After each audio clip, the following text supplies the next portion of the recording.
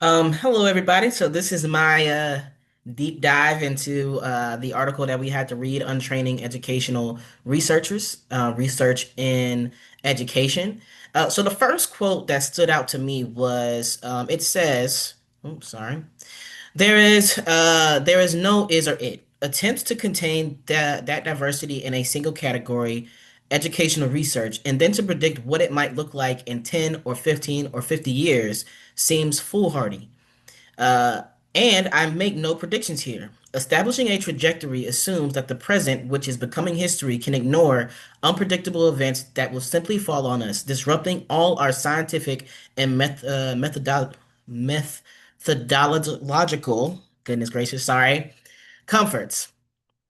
So for this quote, it stood out to me because it highlights the inherent unpredictability of research within education.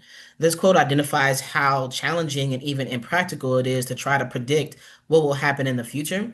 When looking at educational research, it is beneficial to consider unforeseen events that may significantly alter the course of educational development. And an example that I would like to say is the global pandemic. Like, no researcher in the world that was looking at, okay, in from 2020 to 2030, I'm gonna predict that this is what education is gonna be like. There's no way they could have foreseen that there was gonna be a global virus that would have essentially put the entire world on a standstill, including education. Um, so yeah, so moving on to quote two. Hence, I have come to believe that research training too often gets in our way. It prevents us from recognizing the new that is always already there in the world and shuts down futures that might be. An education to come we desire. So for this quote, I feel like Pierre really highlights how rigid traditional research training can be. He clearly suggests that traditional research tends to hinder our ability to perceive and embrace new ideas. When I first encountered this quote, it had not occurred to me that being trained in this way could hinder your growth. I just always thought research is research. You kind of just use what's already there and then some stuff that's new, but for the most part, it's basically knowledge that's already been obtained. But however, once I reflected on what Pierre was really trying to say, it does make sense. And it really helped me to even connect moments within teaching. Um, especially amongst my peers where we'll get these new programs, we'll get these new incentives, but so many people are like, I'm not doing it. I'm not gonna learn that. The way it is the way it is. That's what I want to do. But keeping that mindset is not gonna help us grow as educators. So I found that quote to be very interesting. And my third quote is, I like to imagine educational research curriculum that does not offer standalone methodology courses, but begins in philosophy and history and literature and art and music and treats existing soft social science methodologies trying to so hard to be hard and scientific. This is scientism as oddities and dead ends.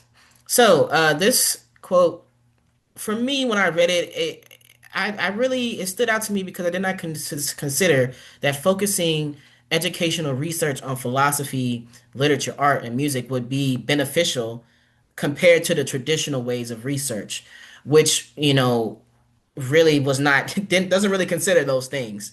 So I do feel that focusing on those aspects of it will encourage a more holistic approach to educational research.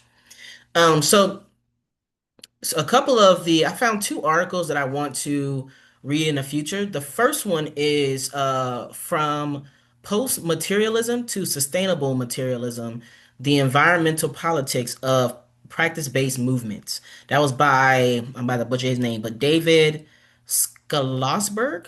I think I got that right. Okay, Schlossberg. And so some questions I would have about the article would be, what are the key properties in sustainable materialism?